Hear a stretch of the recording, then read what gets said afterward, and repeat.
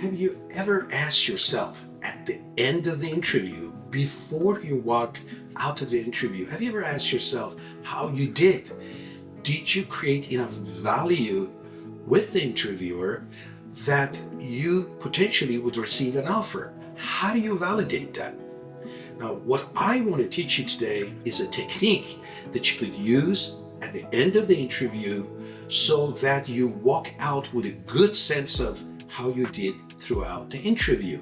Oftentimes people go to interviews and I ask them, how did you do? And they come back to me and said, they patted on my shoulder and they said, you're a great guy. We'll let you know what's our interest level. Or sometimes candidates come back to me and say, Elliot, I don't think I did well, because they weren't smiling. They didn't give me a good sense whether they liked me. And guess what? 2 days later, employers calls me and said, we love Joe, we love Jimmy. So what I want to suggest to you that would be an effective technique is that at the end of the interview, before you walk out, you have to ask a probing, closing question that goes like this. Well, John, Mary, thank you for sharing with me about your vision, about what the company is going through, and I am impressed.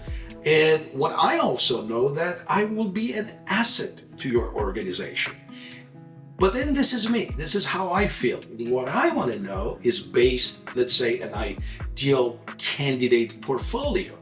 And the time you spend with me today, how fit do you see me in this role? In fact, are there any concerns, any reservations that I can address today before we head out, so that we both be synchronized and have a mutual understanding as how we want to proceed forward?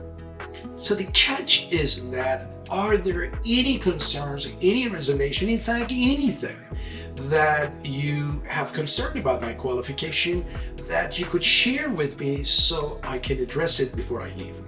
Now, generally, if you don't ask that question, there's a good chance they don't tell you. They could say, well, we will let you know how things goes.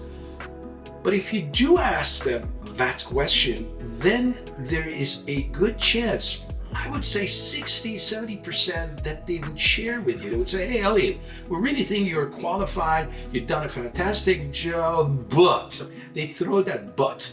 Now, why is it important for you to ask that? Because that is the only chance you're going to have talking to your potential future ideal employer, that you could find out if they have any concerns about what you have shared with them in an hour and a half interview.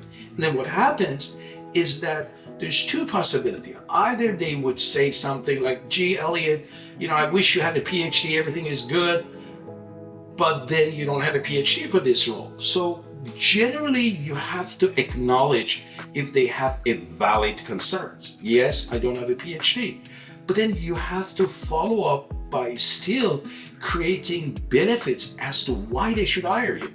So John, Julie, Jim, I agree, I don't have a PhD, but let me explain to you why I would still be an ideal candidate for this role.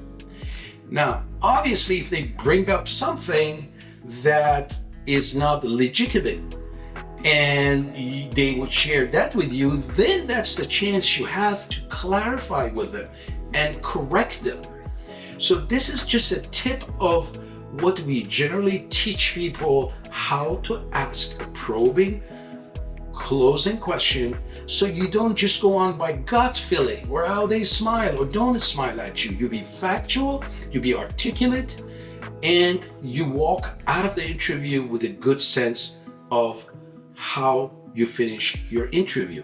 So if you're interested to learn a more thorough discussion about how to close your interview, click on the link below on my link tree. We will get back to you and we will be more than happy to coordinate a 15 minutes free video conference with you so we can find out how and what you're looking for and how to close that interviewing process. Check my videos, check on Instagram my videos, and leave me a message. We'll get back to you to help you land your dream job.